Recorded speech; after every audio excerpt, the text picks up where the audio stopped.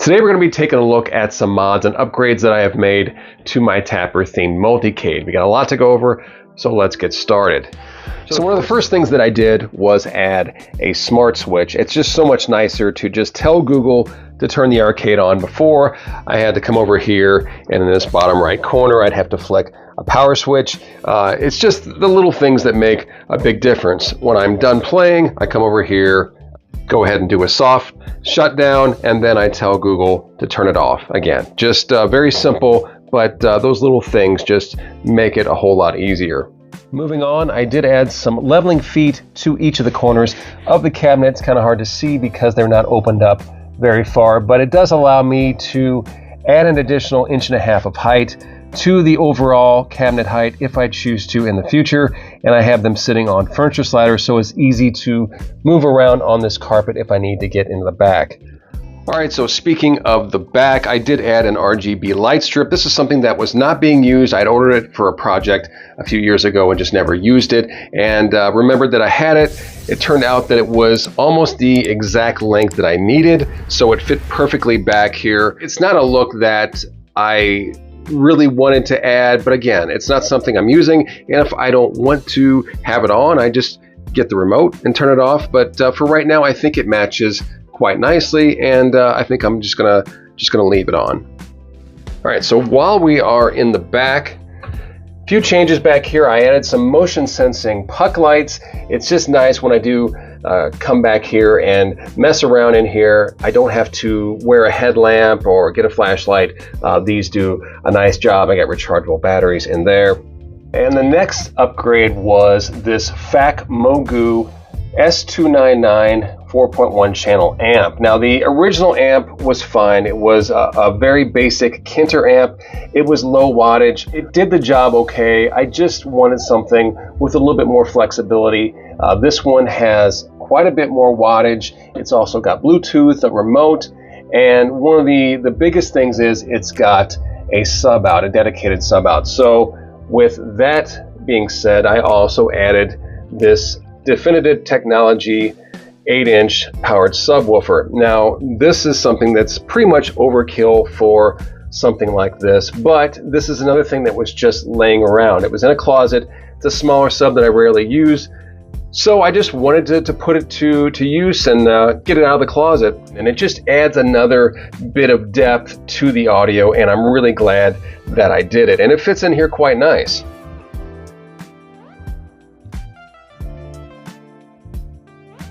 Alright, so now we're on to the control panel. Some changes were made here to make this look more like the original. So before, these were kind of a gunmetal or chrome, and these buttons here, the coin buttons, these were also chrome. So I swapped those out, and I wanted to go with more of a black, white, and red theme, which kind of goes along with the original Budweiser Tappers that would have been here. And I think it looks really good. I mean, it is a different look, but it just changes things. It makes it a little bit more, again, like the original. I think adding this red was a big thing, and I just had to lose the chrome because it just didn't go with some other things that I was doing. So again, subtle changes, but I think they make a big impact.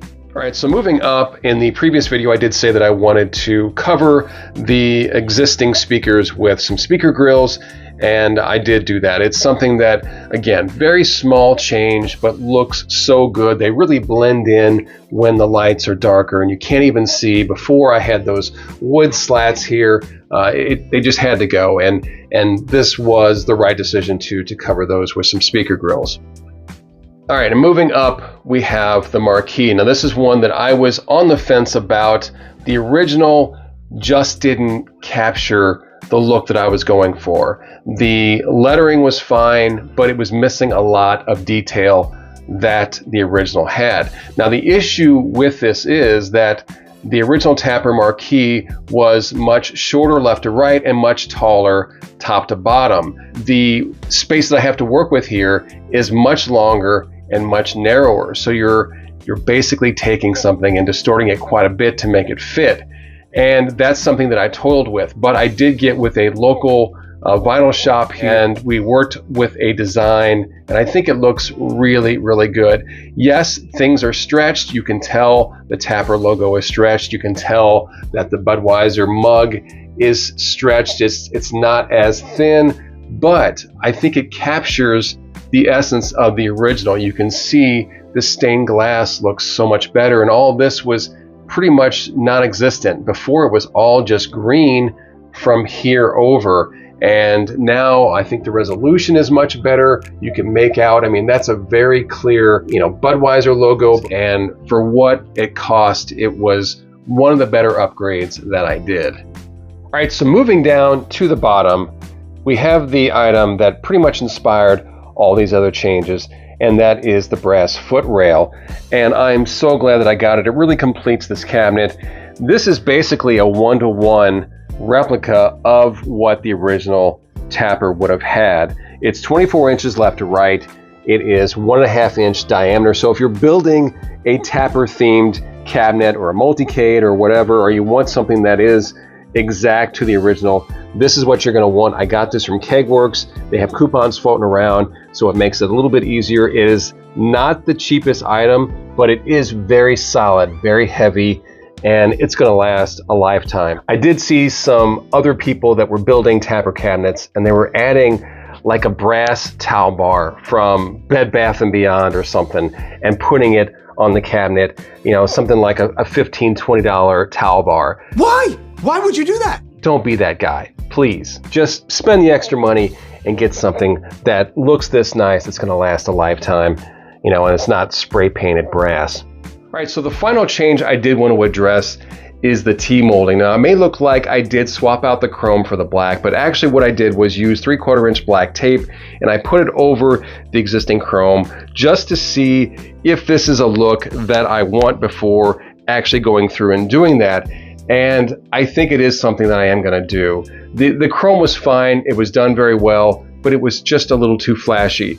It just didn't fit this particular theme. So I think it's got to go, as much as I don't want to. I think it just makes it look so much more like the original, and it just fits. It looks like it should be there. So that's pretty much the final thing that I will do to this cabinet. Alright guys, there you go. That is a look at all the mods and upgrades that I did on my Tapper Multicade. And keep in mind that none of these changes were necessary. This build was very turnkey when I got it versus something like an Arcade 1-Up, where most people right out of the box swap the buttons, sticks, and monitor because it actually improves gameplay. That wasn't the case here. All the changes that I made were purely aesthetic changes. I just wanted to build on the theme that the previous owner had started. And I realize looks are subjective and not everyone is going to like these changes or even how it looked before I did anything to it. But what's important is that I'm happy with it. And yes, I know the overall shape is different, and because of that, I can't add the brass cup holders, and that's totally fine. I'm still going to play it every day. So what do you think of these changes that I made to my Tapper cabinet, and is there anything that you would have done differently? And also, what was your favorite change that I did? Let me know in the comments. I'd love to hear your thoughts. And as always, if you enjoyed the video or you learned something, make sure to hit that thumbs up and turn that notification bell so you know when I upload videos like this one. Thanks so much for watching. I'll catch you on the next one.